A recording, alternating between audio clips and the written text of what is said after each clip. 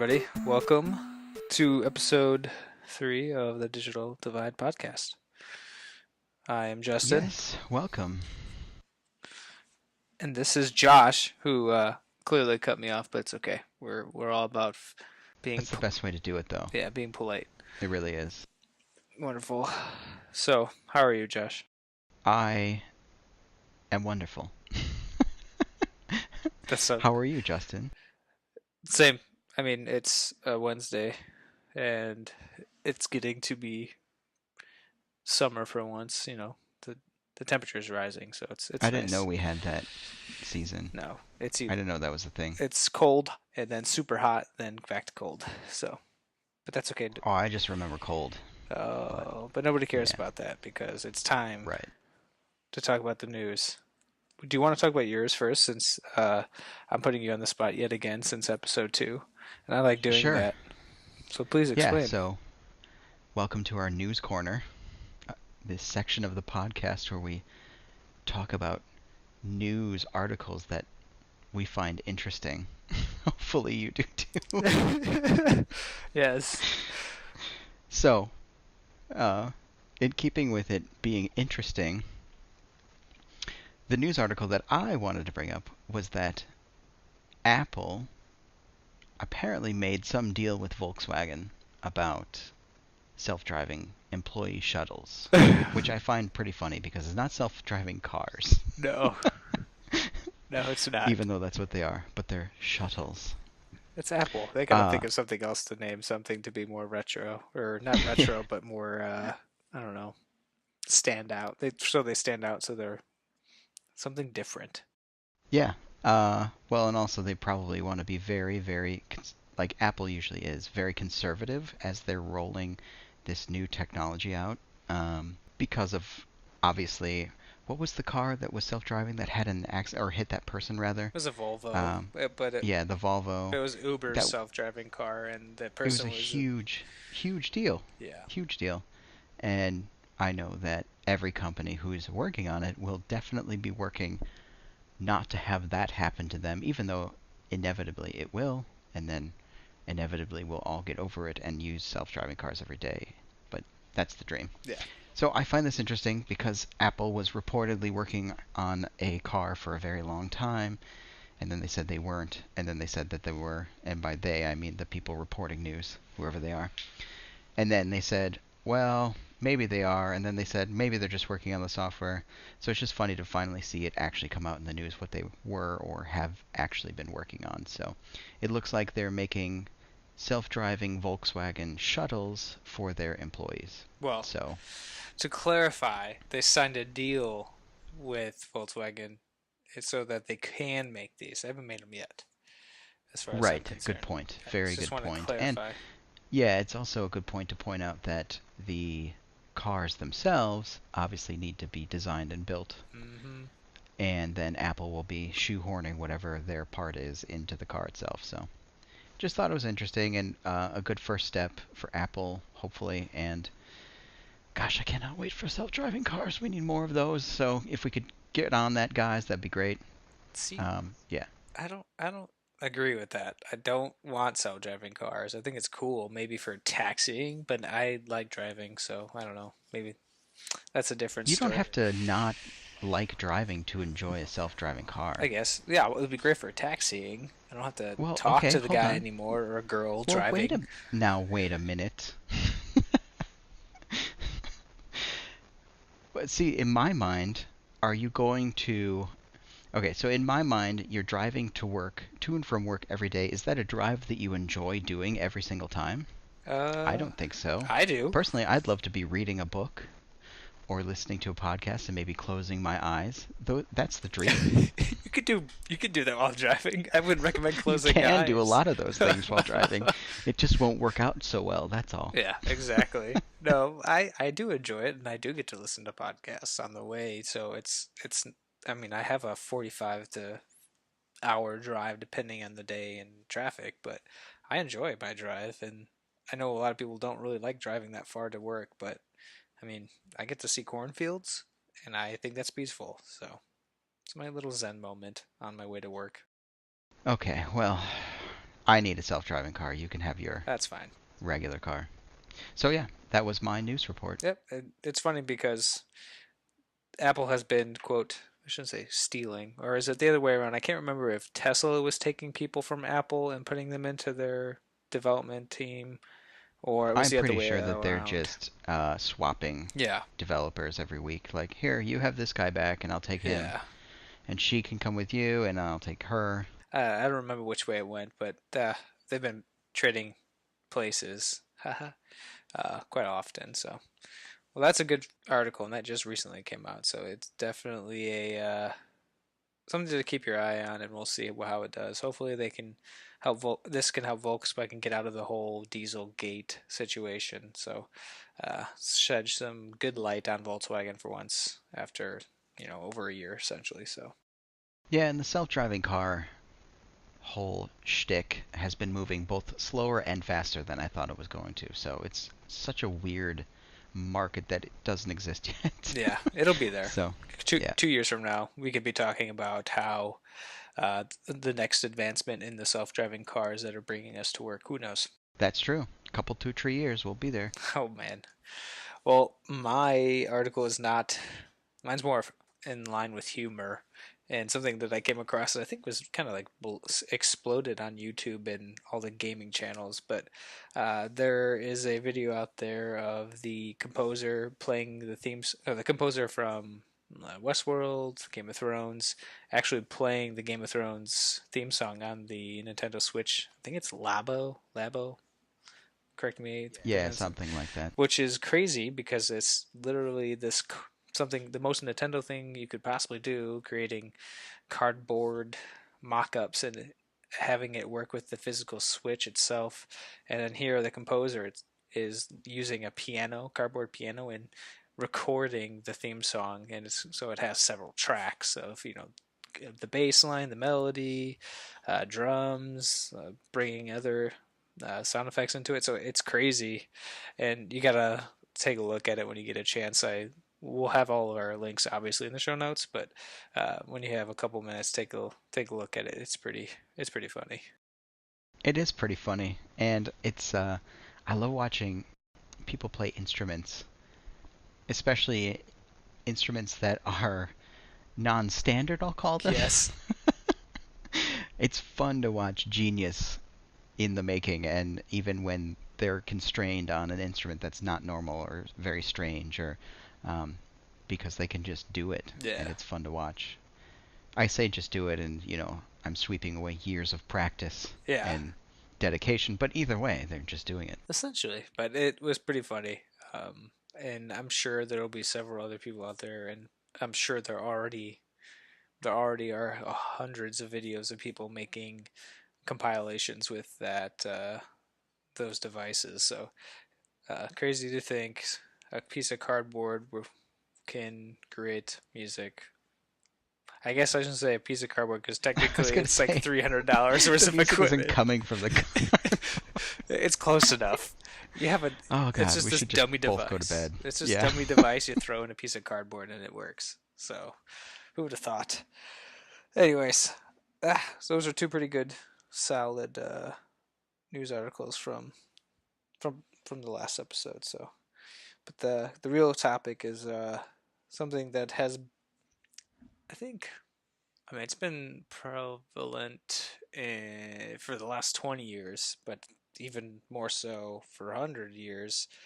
Uh, the idea of technophobia and technophilia, which really sounds dirty. Yeah, I don't like that word. Yeah, I don't That's really appreciate the yeah. affiliation behind it, but uh, just to touch base, technophobia being the fear of technology, or at least the fear of an overwhelming fear of the advancement of technology, and then technophilia is the opposite, where you're uh, heavily engaged. I think was the term in the dictionary. Heavily engaged or heavily amused, excited by technology You're advancements. super stoked about tech. Oh God, really? You have to hold on. What I was don't what know. was something that your It's people yeah. say? My people? Yeah, it's totally rad or something. What's your Okay, generation? just keep going. Okay.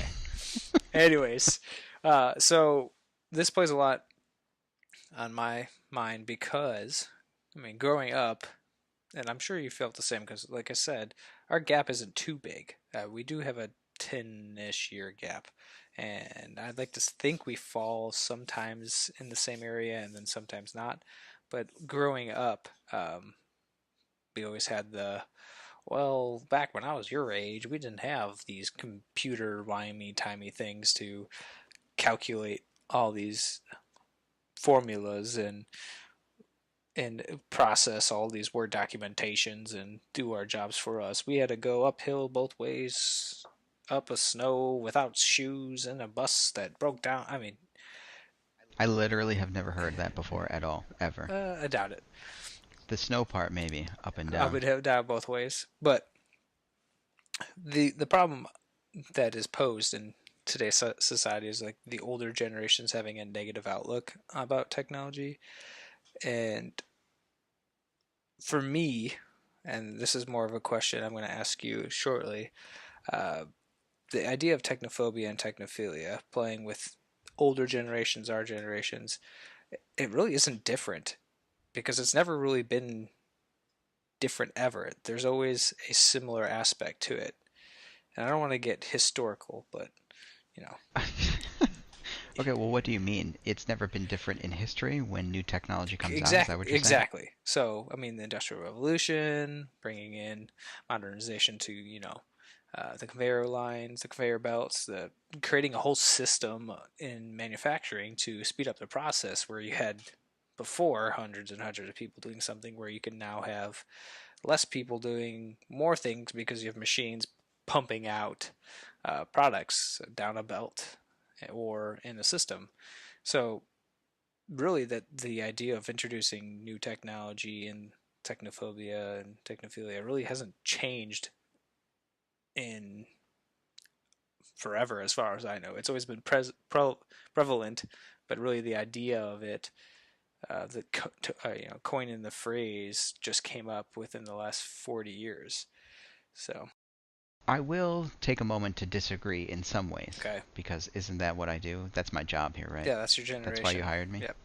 Um, I agree that technophobia has always been a thing, really, for a long time Yep. in different ways. But I would say that recently, and I mean in the last 20, maybe even 40 years, maybe even longer, but definitely somewhere in there, it's accelerated in it's accelerated quite a bit where before it was every couple decades maybe. Now, I mean, technophobia is prevalent in people with new technology that comes out every 5, 10, maybe 15 years, Mm-hmm. whereas before, I don't know, it's just, I feel like now with the advancement in technology and how fast it's going and what it is, and um, it's just accelerated so much. Before, like you're talking about the Industrial Revolution, Mm-hmm.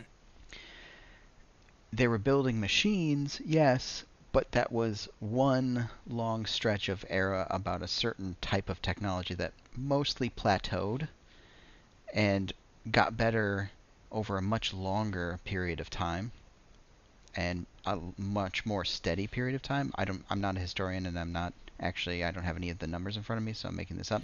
But the computer itself has been incredible in its explosion of change, and I think that's unique to the last 20 even years. Mm-hmm. So I think it's a little bit different. Yeah, it's always been there, and it's always been a thing. But I think that now, in recent times, it's accelerated, and each generation it's been more pronounced. Okay. That I can understand because you're having a single object creating more of a focus on it. Okay. Computer specifically. And maybe That branching. was just an Well, example. yeah, but computers really, you could say like the internet is another example too. The physical internet itself uh, bridged a lot of gaps. I mean, you're bridging. not only physical gaps of corresponding with somebody from California all the way to the East Coast in Boston, but it's bridging gaps on sending data. It's bridging gaps on uh, hosting sites, hosting your business. Uh, I mean, I can see where you're going on it being a single object that brought more focus on it. So, with that being said, that's a perfect segue. Yeah, but well, before you segue, I would also argue that it's singular but also not singular. I would say that the computer and the chips involved in computers, especially now since it's in everything, Mm-hmm. the Internet of Things. I really think that while it is the one thing that has exploded, it is also in everything and doing everything for us. So it's, I don't know. To me, it's singular, but also I don't know how to. It's very diverse in a lot of ways. So Well, it's anyway, it's complicated. It's not like something that you yeah, can define in one. And the thing is, too, the definitions of both don't. It doesn't specifically call out an object. It refers to just advances in technology, whether that be computers, whether that be machinery, whether that be maybe critical thinking, thought process. It can be some sort of technology. What am I trying to go here? It can be. It doesn't have to be specifically one thing. So, and it's yeah, it's of not course, singular. and I get it. yeah, of course. Um, so it's just been different, I think, in the last 20 years. So, Right. But but anyway, but anyway, yes. But this is a question I wanted to ask you. With that said, you said computers, but being one of the areas or one of the objects that might have brought more focus. What is the biggest technological innovation in your lifetime that, and this could be something that was, positive, negative. Actually, just tell me what it is, and we can see if it spins off being a positive impact to your life, negative impact to your life, or really any impact, I guess. if only things were that simple. Yes, life is simple. I'm going to cheap out, and I'm gonna say the phone. Of course you are. Yeah, I am. I'm gonna Let me do that. guess, the iPhone? And here's why. He paused dramatically. No, the reason I say the phone is because the phone for me is more, specifically the iPhone, Of course. Blah. is more is more about it's changed my life in more ways than just communication. And I would argue that it's probably the same for most people in a different way, but Hmm. it's changed my life for more than just communication. Yes, communication is a big, big part of it.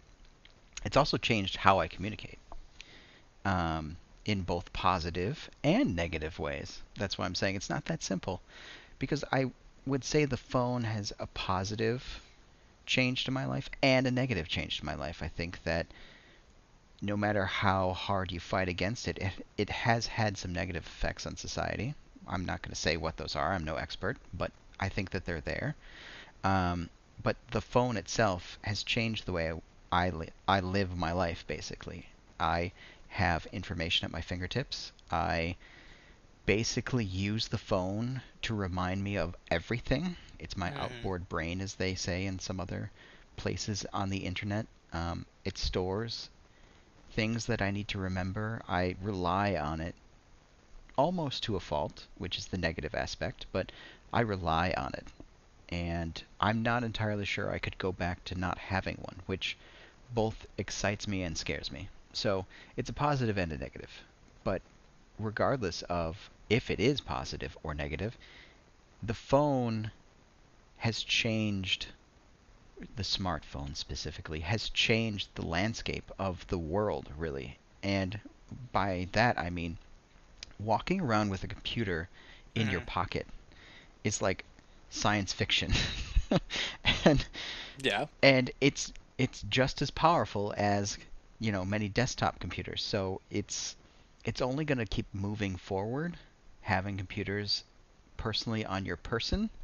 That was a lot of persons in one sentence, but um, it's it's only going to march forward and change, but it has changed access to information, it's changed communication, it's changed how we operate and talk to each other. It's changed everything. It's really just changed everything. So But okay, let me throw this at you. You're it's 8:30, 9 o'clock.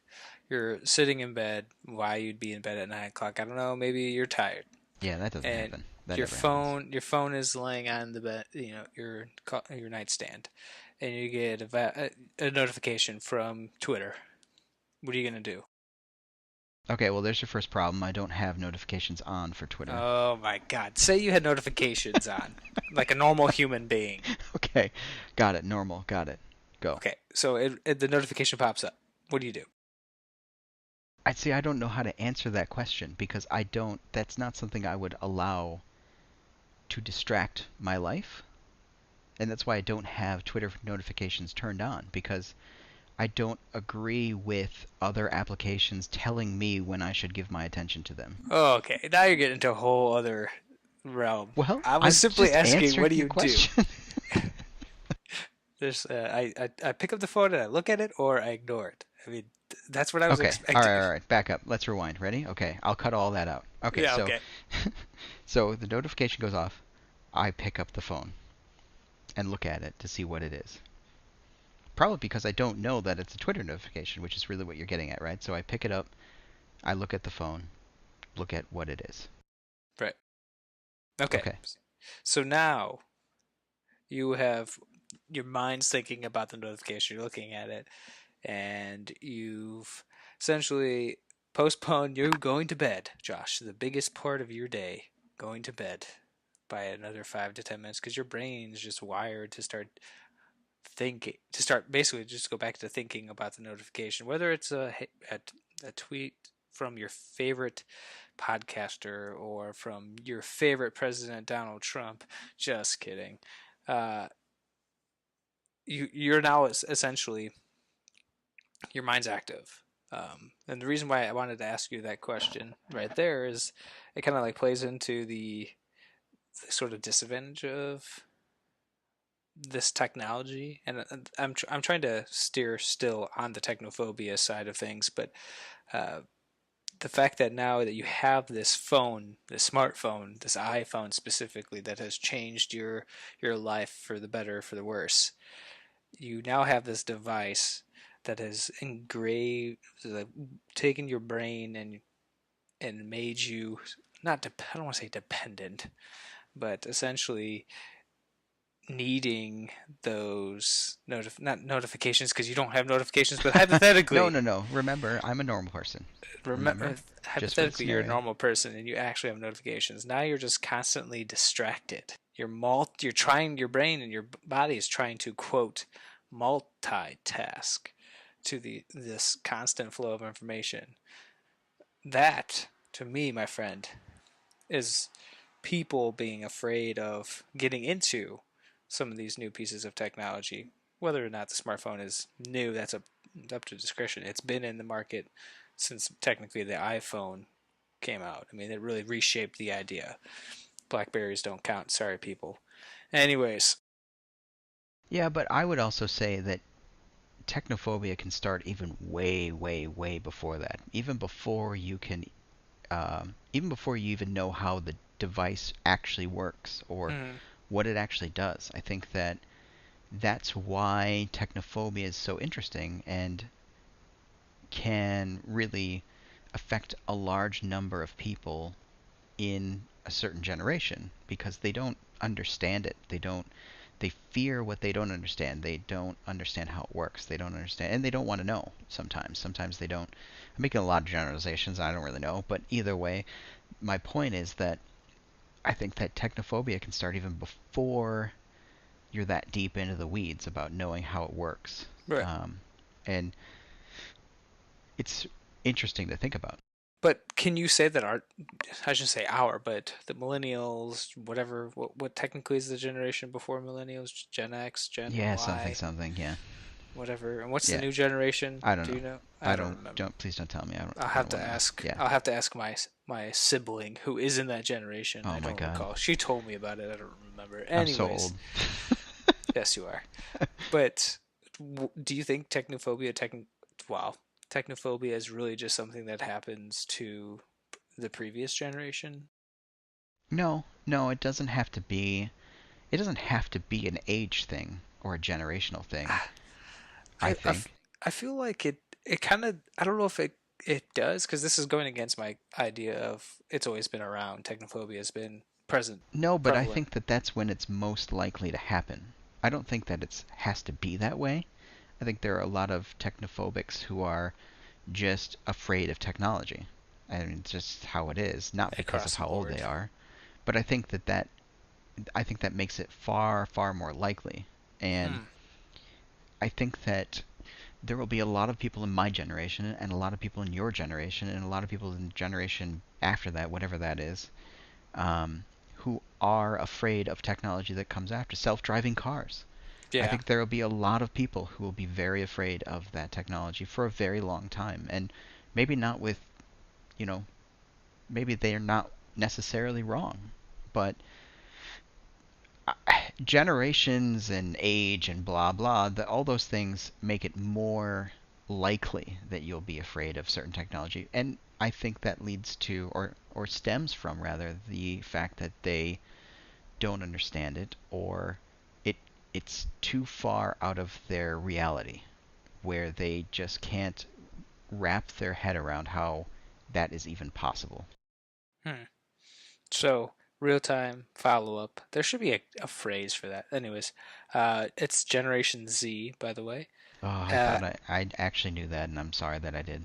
no, you're fine. And one of the definitions, or I guess under the description of it, is that they've used internet since a young age and they are generally comfortable with technology and with interacting on social media. So, with that being said, that kind of, to me, that complicates the question a little bit more about is it an age difference, is it a generation difference with maybe technophobia. I don't know. I still feel I try to put myself in the shoes. Maybe 20 years from now, like you said, we might be uh, reluctant with the self-driving cars, or there'll be people who are reluctant. Or 20 years down the line, there'll be some new technology that I will go, well, I think it's going to take over this and ruin this. I don't think I'll ever get that way.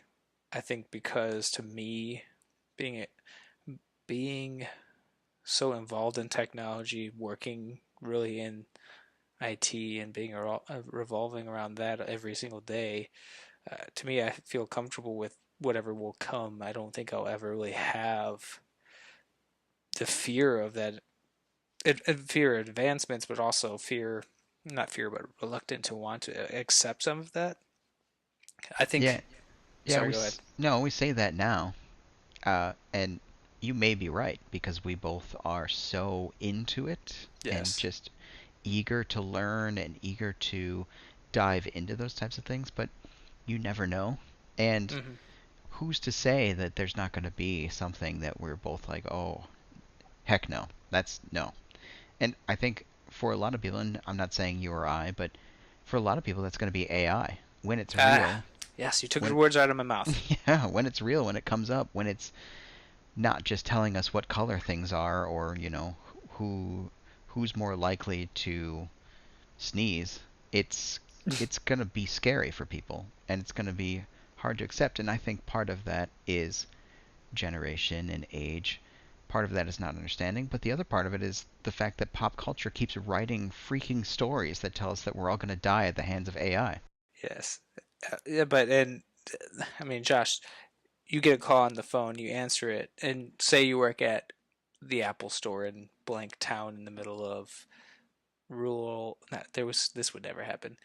In an urban area, sorry, of Illinois, and you answer the phone, and it's somebody on the phone asking you store hours. Oh, I Do you heard know where? about this. How, and you go on your day, blah blah blah. Yeah, okay, yeah, we're open here from 8 to 9 p.m. every day. Okay, cool, thanks, bye. You assume that was a person you were talking to on the phone.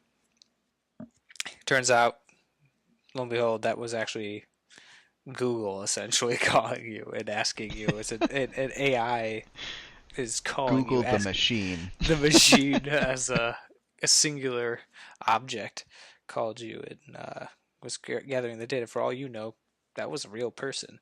Yeah, AI is definitely something, and unfortunately, you stole the wind from my sail there.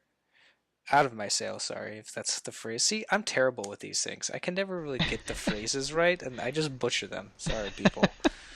But that was what I wanted to pick for my the biggest innovation because that really didn't shine or start really becoming into the forefront of society until just within the last 5 to 10 years, and actually probably the last 3 years. And to me, that is going to be and is currently and going to be the biggest innovation. Yeah, but that As hasn't happened yet. it will. That's Yeah, the it thing. definitely will. It has happened because we get to see it crash and burn technically on Twitter with, was it Microsoft or is it who had the AI on that had a Twitter account, and essentially after interacting, good old Twitter community interacting with this account, it started to become racist and uh, because of learning based off of the tweets that were coming at it. It was Microsoft, yeah. Yeah, yeah. So, thanks for letting me struggle. No, Uh, I'm so sorry. yeah, you better be. But yeah, I can see where people are going. But it has happened. We have an instance or a taste of what AI is, and that Yeah, is no, going but to be interesting. see, these are just like toes in the water. Not even that. They're not even scratching the surface right now, and we don't even understand it. From what I my limited understanding, and I'm still on the outside just like everybody else reading articles, but from what I understand, the only reason we're starting to kind of have some of these quote quote thinking machines is Mm-hmm. that we are teaching them in the same way that we would teach a human as they're growing up, but in hundreds of thousands of instances. So in other words, we're taking these AI, whatever they are, algorithms basically, and we are running models against them hundreds and hundreds of thousands of times, and the one that picks up the correct answer then gets moved on to the next phase, and then that gets cloned a whole bunch of times. So we're basically just stumbling through the machine learning on its own, essentially, which is what's scaring people right now about AI, is that we don't know why it's learning or how it's learning these things. And Mm-hmm. it's not really learning anything crazy right now. It's learning that that's a bee and that's a fly and that's the color red versus the color blue, or being able to call a store and ask for store hours and getting response and then marking that down and hanging up the phone, which that's new and is real from Google. What is it called? I don't even know what it's called. We'll have to look it up, but Yeah, we'll it's add it in the it's show notes. real. We heard the anecdote of the person who got called and was like, "Wow, that accent was really weird, but man, that was definitely a person." And then they were like, "Oh, wait a minute, no, it wasn't." That was definitely not a person. That was definitely not a person. So it's real and it's happening, but these are such baby steps, and um, the way that we're actually building AI, if you could even call it building, is Yeah. so rudimentary right now. Who knows? Ask us in a couple years. Like I said, we'll see where it is. But like being that, with that being said, I mean, it really does start to shed both sides of being really excited for it, but then being terrified of what it can bring and the advantages, the disadvantages, really. But Well, let me highlight it a little bit further for you because I think you're bringing up a good point. I'm just let's talk about personal experience. yeah, For me, I had technophobia of social media in some ways because unlike your generation, which I don't know if you fall into that same technically, generational category, but it's technically millennial, for unfortunately. me, yeah, right. I still straddled the line of the generation that thought it was taboo to take pictures of yourself with your own camera. So, to me, taking a selfie is Ugh. so weird. And it's weird to even think about doing for me. And that stems into social media for me as well, where it's very obviously I'm not I use social media every day and on it every day. But when it first came out, I'm like, okay, who owns the information? Where are these servers? Who is who is using my information? What's the privacy like? All these things. Is it just Jim down in the basement who's got 9 servers and has access to everything I'm putting on Facebook? Or is it, you don't know these things, and that's Right. where my fear was coming in. And I don't necessarily, not all of that is gone for me, but you look at the generation after me and after them, and they're just throwing caution to the wind and just jumping into social media Yeah. and posting every little thing they think. And to me, that is unbelievable and weird. Yes. And a little fearsome. I get Fearful. that Fearful, not fearsome. because you hit a perfect point. When I got into social media, I went all out. I mean, I had Twitter, I had Facebook, I had MySpace, I had Google. What was it? Google Plus. Yeah, Google. yeah, it's still there, believe it or not. Yeah. Oh, awkward. Anyways, but yeah, I mean, when I got that invite for being the selective Google Plus invite user, share it with your friends. We were all on that. I mean, and then even with that, it was those like Skype. There was a spinoff of Skype's, like was it not Vimo? There's one with a V I can never think of. Vuvu or something. Vulu, I don't whatever. remember. Yeah. But like we were just throwing ourselves into it and posting whatever we wanted, posting pictures. I mean, that's well, our generation, unfortunately, is what created the uh, the focus on when hiring an individual. Let's look at their Facebook and see what pictures they posted, or let's apply to a college. Let's look at this kid's Facebook and see if they're posting pictures of underage drinking in high school, or that we didn't care. We just said here's our lives out in the world. This internet, this is this medium where everybody could find almost everything about our lives because we decided to not make our profile private. We said, man, who's gonna see all this? And I look at it now when I was younger. I said that I could hear all the groans. When you were younger? Yes. Anyways, when Was I that was in yesterday or? high school, no, when I was in high school and middle school and whatnot, I didn't care. Now I look back and go, wow, that was really stupid. But yeah, we just threw caution, like you said, threw out caution, didn't care what was being posted. We took selfies. I unfortunately took selfies, which I hate doing now. I think that I think I grew old. Well, to And this day, I still have a really hard time doing it. it's just Like, I weird. literally really have a hard time with it, And which is maybe that's so an age. stupid, but it's such an ingrained thought in my brain that it's like, no, no, what are you doing? That's so weird. But I like how you brought up social media because that's where I definitely see the technophobia from your generation, your side of the spectrum.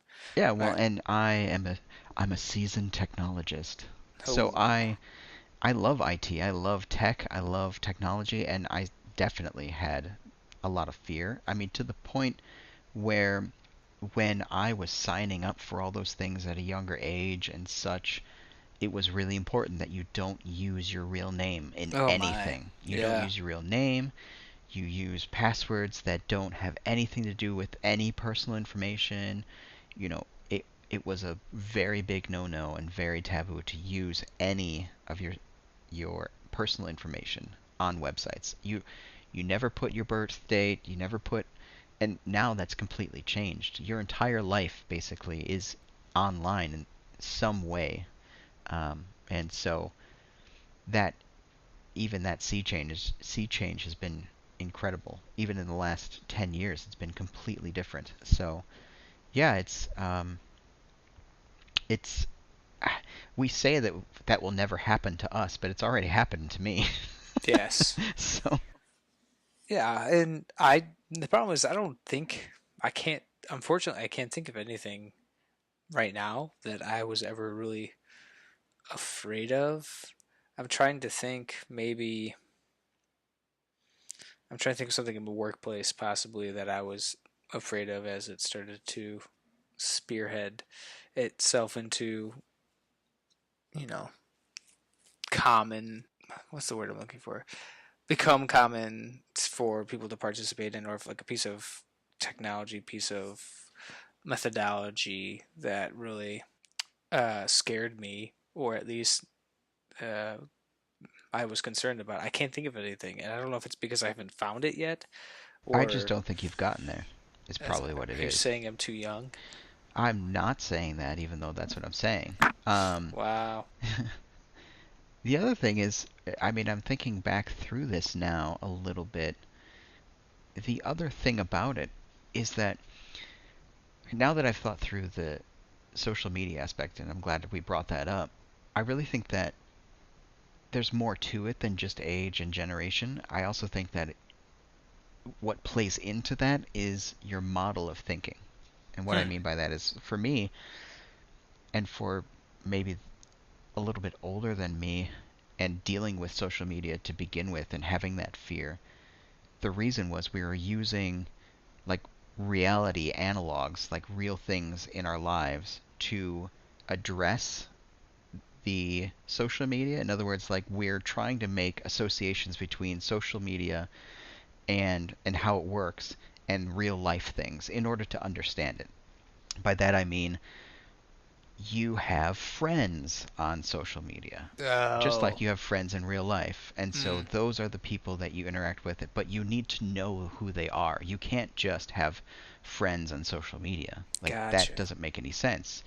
Or you you like something that somebody posted, you got to click the thumbs up just like you're telling them good job, and you basically you're building these real life metaphors for how, and this is how they build interfaces, of course, for how it should work on whatever you're fearful of or whatever you're trying to understand. And that might be where some of that comes from. For instance, another example is people being afraid of computers or iPads or computer like devices Hmm. where, or even let's take the internet, where people don't understand how it works or how information is exchanged because they're trying to make a comparison between physical objects and what's happening on the computer. And that's, you and I grew up with it in a lot Yeah. of respects. So to me, it's second nature to model all that in my head, and it's not tied to anything physical. But when people open a Word document, for instance, maybe they're thinking it's actually a piece of paper. And where did my piece of paper go now that I clicked the red X? Like that's the kind of thing where you are not fully equipped or mentally equipped to understand the model of thinking required to even approach the piece of technology. And that's where you see some of that generational part of it, Yeah. because that's where it's going to be most likely. But that's where I say it doesn't have to be a generational thing. It can just be that you don't grasp that that way of thinking. Your brain just doesn't think about things that Like way, and it's not visual, bad. It's just different. photographic memory, visual memory. Uh, there's what's the motor memory, or essentially repetition, repeating physical It doesn't have to movements. be that defined, I would say. I mean, look at the difference between the command line computer and the graphical interface. When Right. those innovations came through with the graphical interface, more people understood computers. Why was that? Well, that's because it it represents more a physical, you're dragging things around a desktop, it's making those connections for you so that you understand what you're doing on the computer rather than having to build a mental model yourself of things that you want to do in the command line, if that makes sense. I don't know if I'm making sense at this point. But yeah, it's a different way of thinking, and I think that no matter what, you're going to get there at some point. Something out there is going to come through, and it's just going to be a nope situation. No thanks. I don't want to deal with that. Yeah. I don't want to subscribe to watching videos people eat uh, Tide Pods for the fun Yeah, of it. So yeah, I think as we were talking, I was pondering what I could possibly be afraid of, and I kept, and it has nothing to do with technology, but it has to do. Well, I guess it does, but live streaming of doing those things, or kids eating Tide Pods and doing other stupid dares on social media live. That kind of scared me in the sense where I couldn't believe that people could be so. I don't want to offend people. Confused with repercussions, or maybe Short-sighted. How short could they be sighted so short-sighted? to do something and post it and not expect somebody to see it that they know and then share it with possibly their parents. I don't know. Well, It that's where I'm shocked. Like, you're doing it in plain sight. What did you think would happen? Yeah, you're basically saying, "Hey, internet, troll me." I just don't get it. But I'll have to. It might be something that I talk about in another episode because I can't think of something physically, technology wise, or anything like that that really uh, fear makes me go, I don't feel comfortable about doing that just yet, or I don't think I'll ever be comfortable about doing it. So, Well, so I would argue that you just haven't gotten there, and I don't mean it's anything to do with you per se. yeah, What I mean to say is that we haven't made in the 20, what are you, 26, 28? I'll be 26 this year. Oh my God. Why did I ask? Yeah, in the 26 years that you have been on this wonderful earth, we have had the iPhone advancement, I guess, Right. if you could call it that, Hmm. and the iPad. But I mean, those aren't radical changes to what a computing device is. I mean, it's still a screen. You're touching the screen, which is a huge change. Hmm. What I'm trying to say is it's not like they cured cancer. So No. you you haven't seen anything yet that the things that are still in technology right now are the things that you were born with and grew up with. Yeah, So pretty much. there was no internet when I had computers Oh my early god. on, Here and we go. yeah, well, that's when I was young, snow both ways, hills, whatever.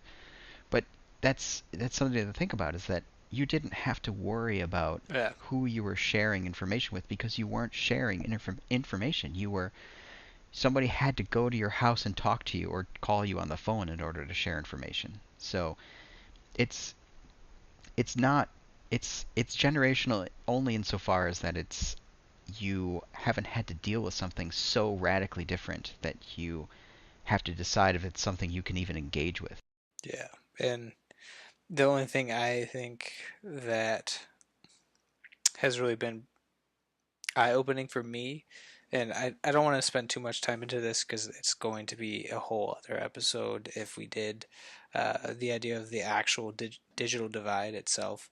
um, Growing up and always having access to the technology, going to school, public school, and finding out that my friend didn't have a computer at home or had to go to the library to access his homework or print out anything. Growing up, that was big for me, not because of the fear of technology advancements, but it was essentially the effect of um, technology becoming more accessible to like the modern day middle class, more and more privileged families, uh, compared to the less privileged. So that's really the only thing I can think of. Yet again, it's not really a technological advance. It's just the cause and effect of technology implemented to mainstream uh, to the mainstream. So Yeah, you grew up with it, so you took it for granted.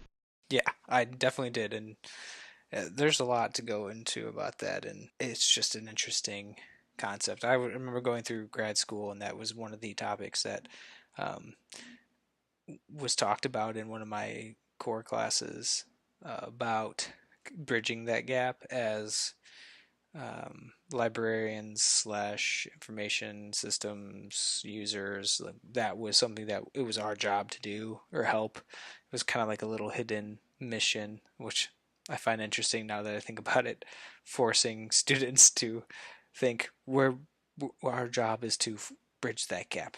But anyways, You were I supposed to be digress. an ambassador of technology. Ambassador of technology, shaping the way Oh my god. everybody thinks about new forms of technology and making sure that everybody sees the positive sides of it, Yeah, right. Because bringing there's it no to the bad. There's masses. absolutely nothing bad about it. No. The one thing I will say is that the last thing I will say about it is that what's interesting is to see the newer generation dealing with. I see, and I'm not trying to make it generational, but just so we understand it in context, the Mm, newer generation or the younger people trying to teach the older people, and there's a mistake that's often made that it has anything to do with IQ, and it definitely does not. It's it's definitely nothing to do with how smart or not smart you are, because if explained in a way that they understand mm, or modeled correctly for them, often you will have people grok it. They'll go, "Oh yeah, that makes sense. I get it now." And then boom, they're off to the races. But right. it's there's a mistake that is often made where you see the frustration in the face of the teacher who is often younger, and they're basically making the assumption that the other person is dumb and just can't get it, so why try? Right. And that's just sad because, as you said, as a technology ambassador, you understand that there are benefits, and there are benefits to staying with the times, so to speak. Yeah. There's a learning curve, essentially. Yeah, Well, that was a pretty pretty neat topic. I think we hit a lot of points, we and like there's scratch the surface, kind of, sort of. yeah, we did, but I think that's the point of these or our topics. It's not to dive 100% into the weeds because if we did, our episodes would be much longer than an hour and would be parts. Like we do part one, part two, part three. Maybe that's something we do in the future. Who knows? But Yeah. this one to me is really interesting, and I'm glad, as always, that we didn't have the same thoughts. But then again, we kind of really touch base on the differences.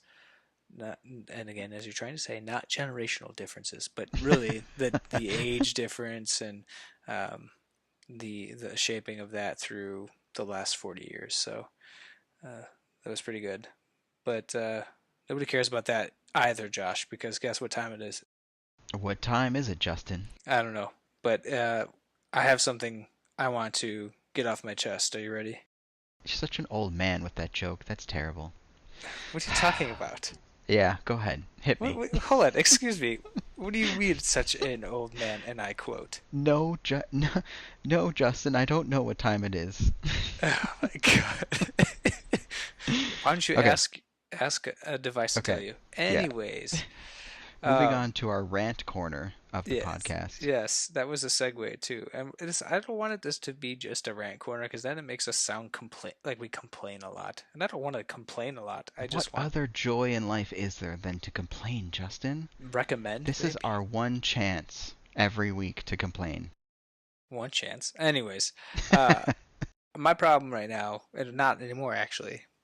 The past year and a half has been a soul searching experience for me for finding an application or device that can help me organize my tasks, my daily tasks for work, but also for personal life. And the problem with that is there are a whole bunch of those things out there on your phone, uh, browser based, you name it. My problem has always been trying to find the one that I like the most. And this isn't supposed to be a sponsor call out because we're definitely not sponsored by this specific application I'm about to recommend, but there's times when you get frustrated because you have 5 apps on your phone that you're trying to use that are trying to better your life, and then you realize you're complicating your life more, and it just gets ridiculous.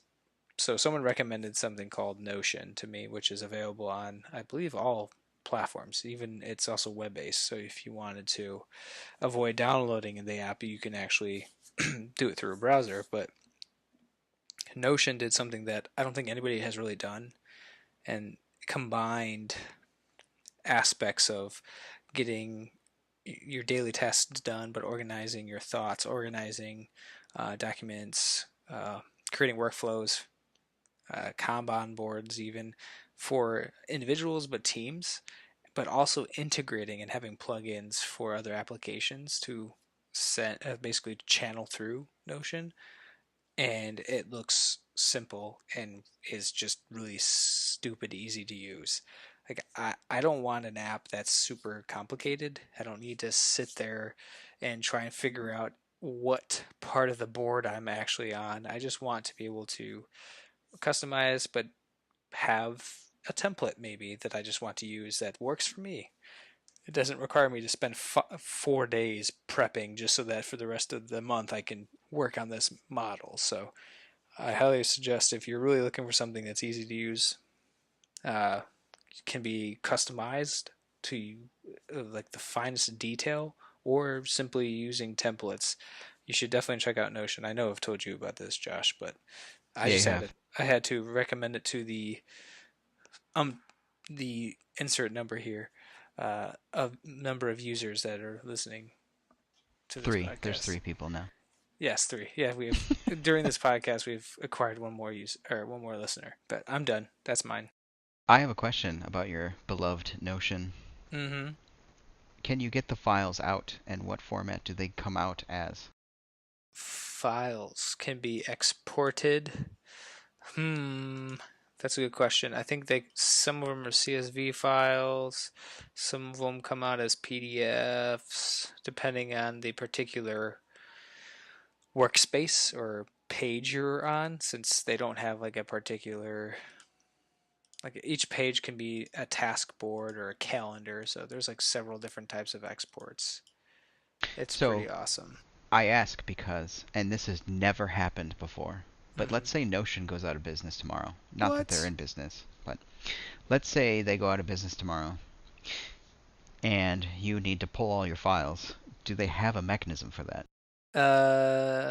Yes, I believe so. Yes, they do. Excellent. I can See, that's export the it. test I always go through with all that stuff because I really hope they that's don't. never happened. I'm being sarcastic. That happens all the time. And at the end of which you need to figure out a way then to pull all these files that you've been working on for years Yeah. out of their software, which usually isn't the best and in terms of letting you pull that stuff. So if they've thought that through, then excellent.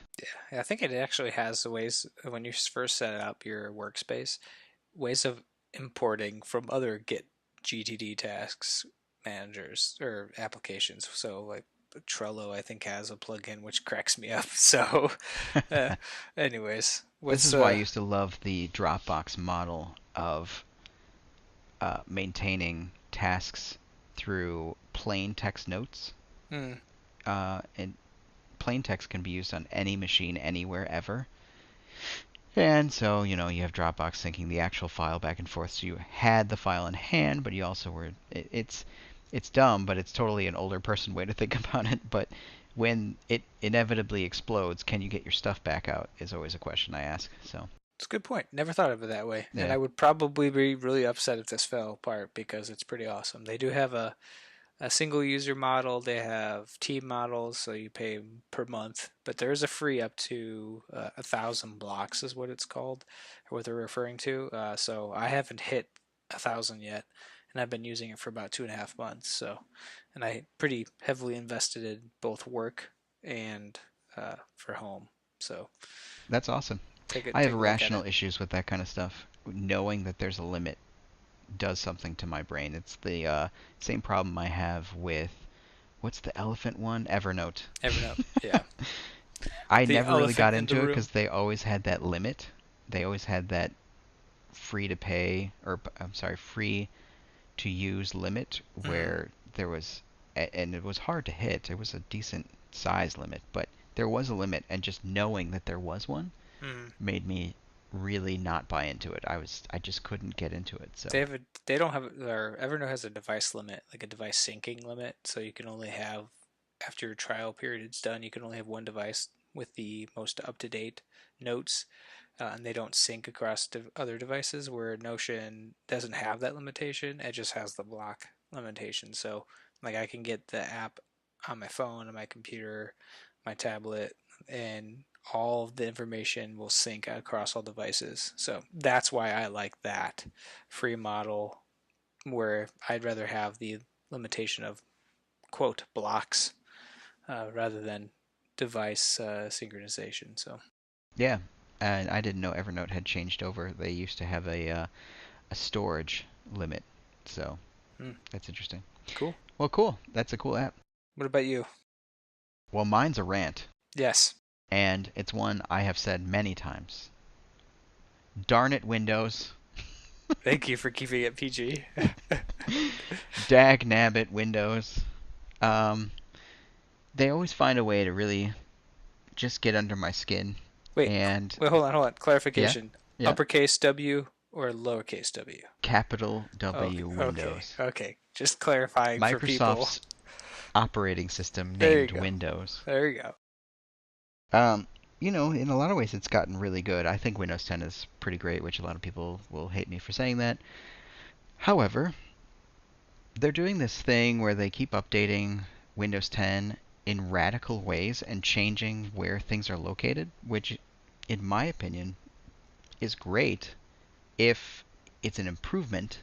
But what they have been doing lately, I'll give you a concrete example of why I'm saying this, Mm-hmm. is they are burying things deeper and deeper into more menus, which is already their problem. They already have a menu problem where you have to go find the thing you're looking for.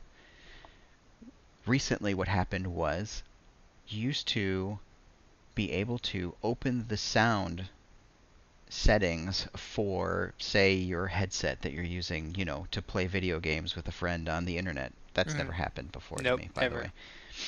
And you used to open the sound settings and choose the device that you wanted both the input and the output to go to. Oh my God. You would select it and then hit OK. Yeah. Now, an update happened last week where it does allow you to, it's got the new Windows 10 interface, and it does allow you to select a device for both input and output, but that's only set for certain applications. You have to scroll down, drill through more menus, and find the per application settings. Literally every application has to be set with what device you want to use for input and output for sound. So I'm pulling my hair out trying to figure out why my headset isn't working with a friend. And I had to go into which it took me a while to find the per application settings. Oh They my didn't God. make it very obvious. But I No. had to dig into the per application settings and find which application I was using and then change it to the headset in order to use the headset correctly. Whereas before it was one menu and an OK. Now it's many menus, and this is the Windows problem. They're so close. They're always so close. And then they just gum it up with tons and tons of menus or way too many options or way too much interface. Like, just dial it down, Windows. For goodness sake, don't make it harder, make it easier. And that's my rant.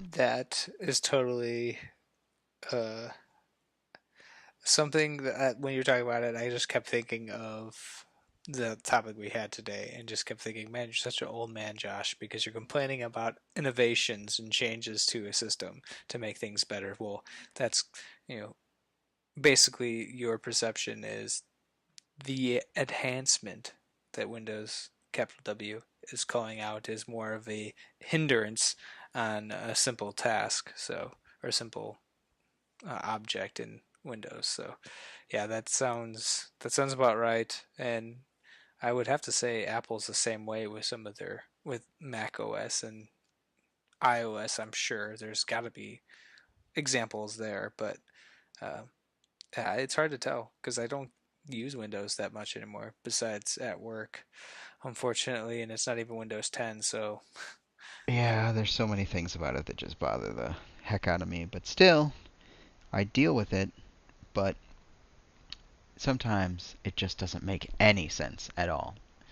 And I fail to see where this is an enhancement, especially since they don't make it an option to have per application choices. Instead, they force it and then hide where you go to find that. That's not an advancement. That's a bunch of complication for no reason. making it Yeah. harder for the user. Usability fail. The enhancement actually reduced usability. So Yeah, um, exactly. yeah, I'll have to take a look at it. I have to fire up my other boot um, partition of Windows because I haven't touched it. Windows 10 in probably 3 months, 4 months. So who knows what's changed? Who knows if it even works anymore? I don't know. Anyways, so I think that's it for today. Obviously, you can in the show notes you can check out any links or any of the articles we talked about today. Anything that we specifically called out, maybe we'll throw in some other pieces of information uh, that you can take a look at. Um, Josh, where can people find you if you want to disclose your social media? You can't keep asking me that when I did it last week. That's the whole point. It's supposed to I'm not reiterate. afraid to do that. You can find me on Twitter at @jcharletto, so it's just my first initial last name. And you can also find me, well, I'm on everything, of course. You can't not be these days. So if you can find me on there, go ahead. It's usually just my first initial last name in some way, or just my full name. Or you can go to digitaldividepodcast.com. That's where the show notes will be for each episode. And feel free to leave comments there. We love hearing feedback, good, bad, in between, troll like. It's all welcome. So I prefer tweets because it's easier to deal with and I can respond directly back, which is great.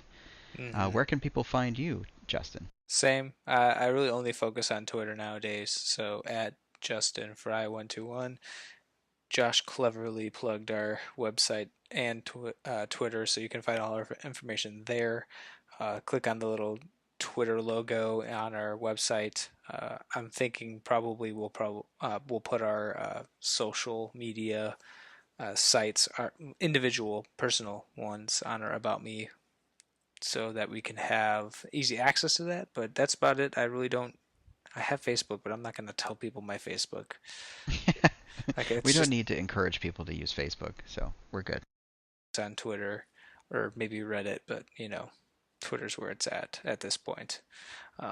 But that's it. We will post the episode when we can, and we look forward to future episodes. And thank everybody for listening. And we'll see you guys next time. Good night. Good night, Justin.